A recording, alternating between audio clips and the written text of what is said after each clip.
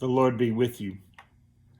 Many years ago, I had the privilege of visiting Rome and spending a day at St. Peter's Basilica.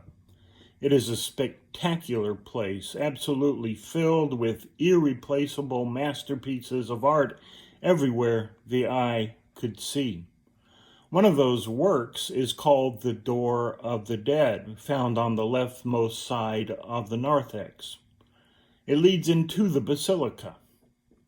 It was sculpted by Giacomo Manzu between 1961 and 1964 by the commission of Pope John the 23rd. It is called the Door of the Dead because it was traditionally used as an exit for funeral processions. Depicted on that door is a series of death scenes: death by falling, death by war, the death of Peter upside down on a cross, and others. Death by drowning is there, death by water. I stood and stared at that door for a long time before learning that the door was used as an exit for funeral processions.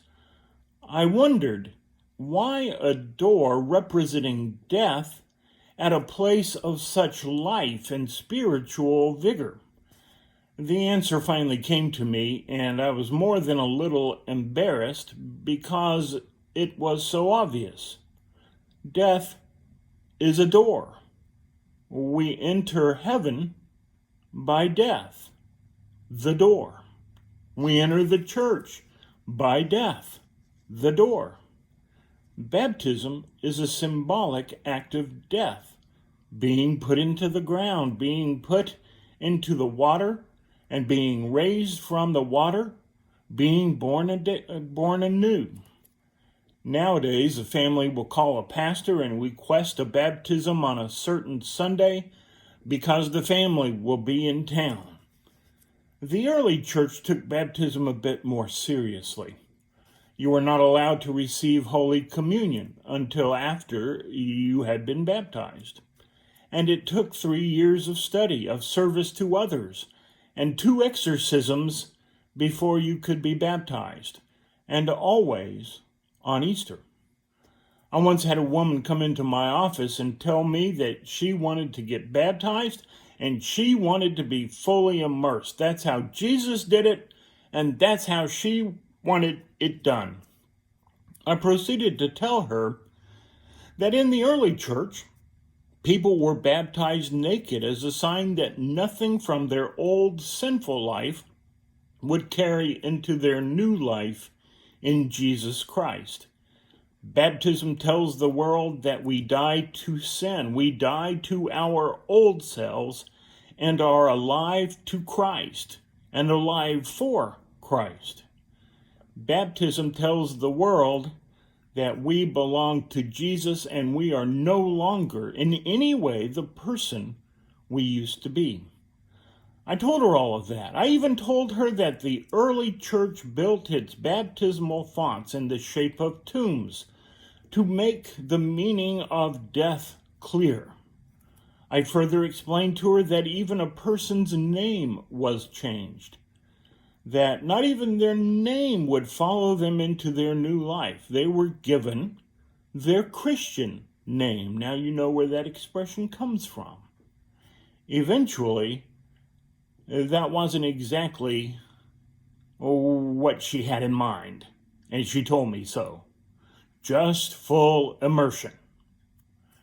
In our denomination, infants are baptized. We don't christen, we do not dedicate, we baptize infants. We consider baptism to be what's called a converting grace. And we trust the mystery of God to act at the time of baptism, even if we do not understand what it is God is doing.